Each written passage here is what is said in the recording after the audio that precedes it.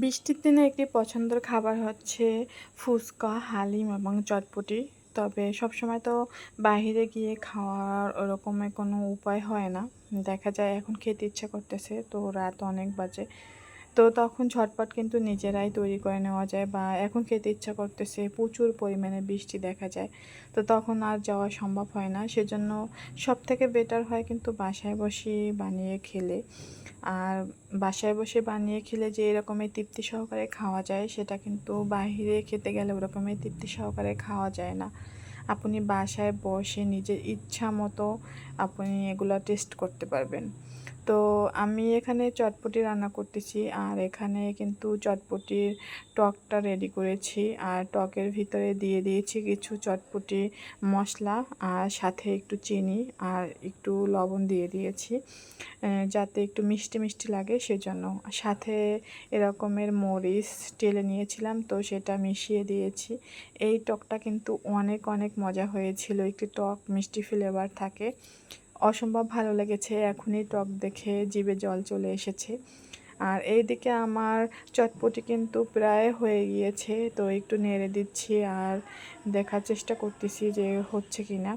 তো প্রায় হয়ে গিয়েছে, নামাবো। তো এই পর্যায়ে আছে, এই তো হয়ে গিয়েছে। এখন একটু জিরা গুঁড়া দিয়ে দিয়েছি, এটা না দিলেও হয়, কারণ চটপটি মশলার ভিতরে সব রকমেরই মশলা দেওয়া থাকে। তারপরেও ফ্লেভারটা আরেকটু সুন্দর আসার জন্য আমি অ্যাড করেছি জিরা গুঁড়া।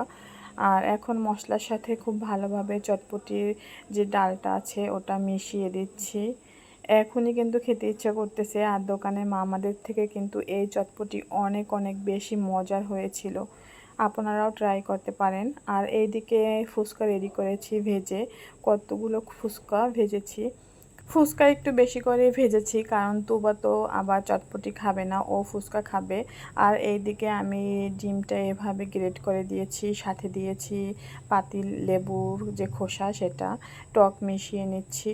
মানে সবগুলো উপকরণ একসাথে ভালোভাবে মিশিয়ে নিচ্ছি আমি এই পাত্রে বসিয়ে। তারপরে জাস্ট ফুচকা দিয়ে সার্ভ করে নিলেই হয়ে যাবে। আর টক যে যার মতো করে দিবে, আমি আমার অনুমান মতো একটা টক দিয়েছি, মানে অল্প পরিমাণে দিয়েছি। তো ভিডিওটি ভালো লাগলে অবশ্যই লাইক কমেন্ট শেয়ার করে দিবেন। আপনি যদি আমার ইউটিউব চ্যানেল থেকে আমার ভিডিওটা দেখে থাকেন, তাহলে চ্যানেলটি অবশ্যই সাবস্ক্রাইব করে দিবেন। আর যদি ফেসবুক থেকে দেখে থাকেন, লাইক কমেন্ট শেয়ার করে পাশে থাকবেন। তো এই তো সবগুলো উপকরণ আমি একসাথে মিশিয়ে নিয়েছি, এখন শুধু গরম গরম খাবার পালা। তো সবাই বসে পড়লাম একসাথে। তো এই তো আমরা সবাই এক একে করে ফুচকা দিয়ে তারপরে খাওয়া শুরু করে দিয়েছি। আর তুবা কিন্তু এর ভিতরে ডাল ঢুকিয়ে তারপরে খাচ্ছে। তো এই তো আমি আবার সবাইকে ফুচকা ভেঙে দিচ্ছি। তো আজকের মধ্যে এখানেই সমাপ্তি, টাটা।